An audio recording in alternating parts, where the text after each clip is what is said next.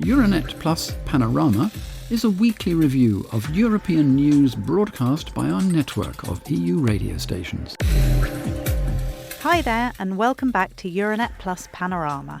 The European Commission has launched a new investigation into X following outrage over the use of its AI tool, Grok, to generate and distribute sexually explicit images of women and children. The investigation, being conducted under the Digital Services Act, will look into whether Elon Musk's company properly assessed and mitigated the risks linked to the deployment of Grok's functionalities in the EU. Formal proceedings were already underway against X regarding systemic risks in its recommender systems. Now Grok itself is specifically under investigation, and for more than just sexual content, with calls to investigate it for other alleged infringements of EU law, including anti-Semitism, dating back at least to last summer.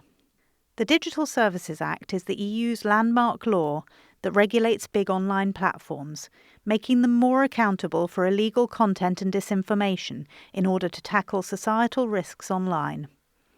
It enforces the principle that what's illegal offline is also illegal online. X was already fined €120 million in December for breaching transparency rules under this regulation. For its part, the bloc's Artificial Intelligence Act uses a risk-based framework to govern AI systems, looking out for things such as bias, discrimination, and accountability gaps. Prohibited AI applications are banned, while high-risk systems face strict enforceable obligations. During the plenary session in Strasbourg last week, MEPs called for stricter enforcement of EU legislation to protect Europeans from fake and/or harmful content. Calls that have, at least in part, been answered by the Commission's actions this week. On announcing the new investigation on Monday, the 26th of January, Commission spokesperson Thomas Reynier stressed that the US-based social media platform's decision to partially restrict access to these image editing functionalities changed nothing. His statement is shared by Latvia's radio. We have seen over the last weeks and months anti-Semitic content. We have seen non-consensual deepfakes of women, and we have seen child sexual abuse material. In Europe, no company will make money by violating our fundamental rights. One will argue that X has limited this to premium subscribers. Let's be very clear, child sexual abuse material is not a premium privilege. Because such output has no place in Europe, and we need to protect our citizens from potential future harms. Following the Parliament's Strasbourg session, S&D member Emma Rafovich spoke to our French member station EU Radio about all the many ways social media platforms can pose a threat, particularly in Europe. What I am asking is that if these platforms do not comply with our laws, they should be banned on the European continent. I know that they are part of the lives of many citizens, but today they are also a danger to women, a danger to children, a danger, and this is no small matter, to our democracies. We saw the role played by Elon Musk's platform X, particularly in the campaign of Alice Weidel, the candidate for the AfD, the far-right neo-Nazi party in Germany. We saw the role that TikTok played in disrupting the Romanian elections by favouring the far-right candidate. We see this everywhere across Europe. These platforms are being used by reactionary international forces to interfere in elections in Europe. On the 19th of January, Rafovich and 53 other MEPs also wrote an open letter to the Commission calling for European alternatives to X. And, rather coincidentally, the very next day, a brand new and wholly European social media network named W was announced. But what precisely does it mean for a social media network to call itself European? Our colleagues at the Europeans put this question to Nina Lamparski, Deputy Head of Global Digital Investigations at AFP Fact Check, a branch of Agence France Presse. The experienced fact-checker, who is also a member of the Euranet Plus fact-checking team, explains. That means it's built in Europe, hosted in Europe, governed by European rules, and importantly, not owned by Elon or any of the other US tech bros. And the aim of W is to basically fight disinformation instead of spreading it, which we know other platforms are really good at, to protect our data, another key point within the European space, and also to make sure that the users are real people, not anonymous or fake accounts. So that means you'll have to provide a valid ID in order to sign up, which is very different from X, because X allows you and even encourages you to join without proving who you are. For Musk, the right to stay anonymous basically protects free speech. I'd argue that it just protects horrible people saying horrible things online. Lamparski has also done a bit of a background check on W.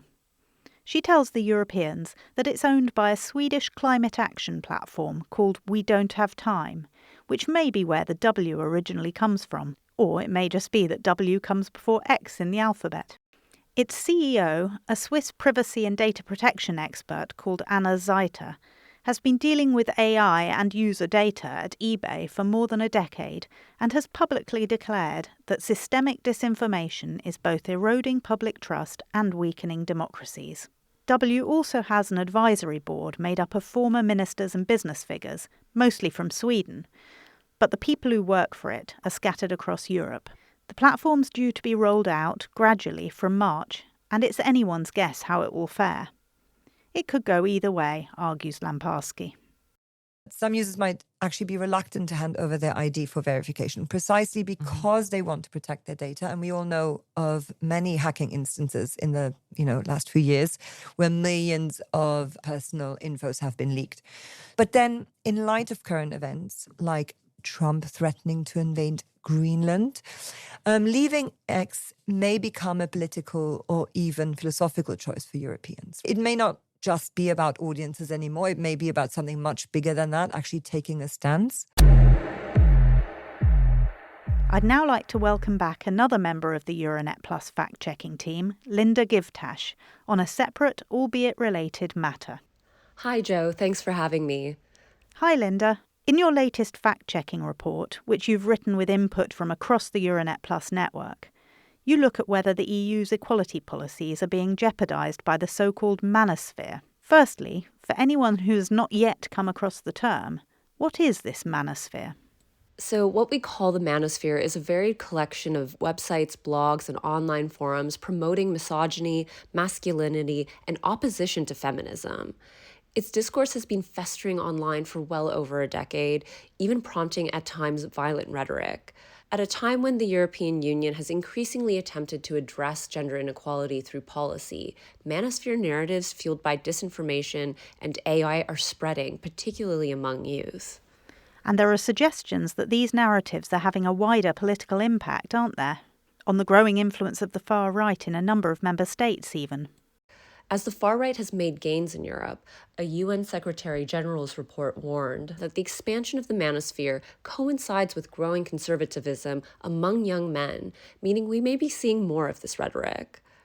Indeed, there are very real fears that influencers and algorithms in the manosphere are targeting vulnerable young men and boys who are already struggling with their self-worth, particularly in this challenging economic climate. This issue has gained public attention through the recent Netflix series Adolescence, and also through scandals surrounding misogynistic influencer Andrew Tate, who has faced various charges of rape and human trafficking.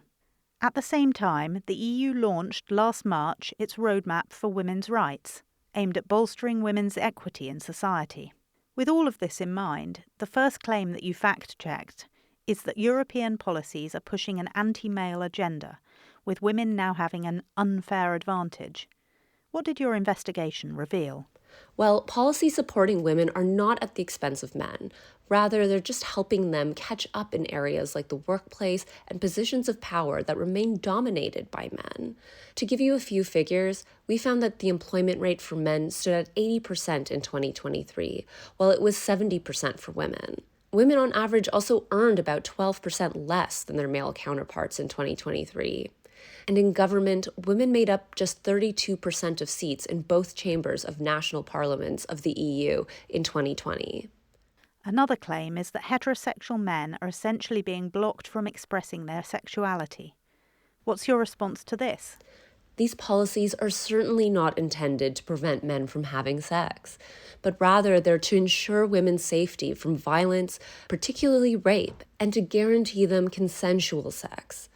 Some may view the question of consent and equality as obstacles to the expression of male sexuality, but the need to protect women is indisputable. And do you have any figures to share with us here? A survey of women in the EU released in 2024 found that 1 in 6 women have experienced sexual violence in their adulthood. It also found that more than 4% of women had experienced sexual harassment at work in the last 12 months, and 31% during their entire adulthood.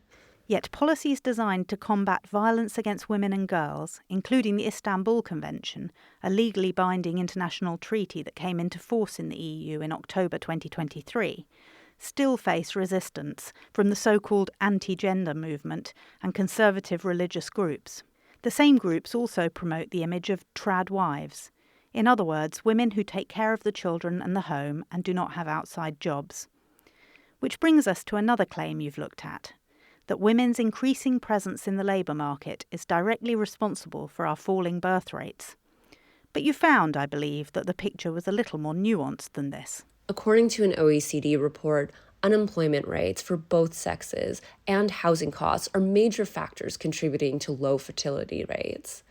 The report also found that young adults aged 20 to 29 increasingly lack financial independence, with 50% of them still living with their parents in 2023. This means they're having to delay starting a family of their own. And the EU has actually taken action to try and improve the situation for people wanting to start a family, men and women alike, hasn't it? So the EU tried to sort out some of these imbalances and economic worries with a law, the 2019 Work-Life Balance Directive. It's about helping women who want to start a family. Among other policies, it also ushered in a minimum paternity leave. But there's still a big difference in the amount of paid leave men and women get in the EU, with many men offered only the minimum, while women get much more time. To close, it's worth noting, as you do, Linda, in your report, that rectifying such imbalances in the labour market would result in significant economic benefits all round. The European Commission reported that the economic loss due to the gender employment gap amounts to €370 billion per year. Indeed, the European Institute for Gender Equality estimated back in 2017 that incremental improvements to gender equality in the workplace could increase the EU's per capita GDP by over 6% by 2050, amounting to some €2 trillion over time. You can find references for all the data Linda has quoted on our website, www.euronetplus.eu. So thanks, Linda, for another interesting report. See you soon for another round of Euranet Plus fact-checking. Thanks again for having me.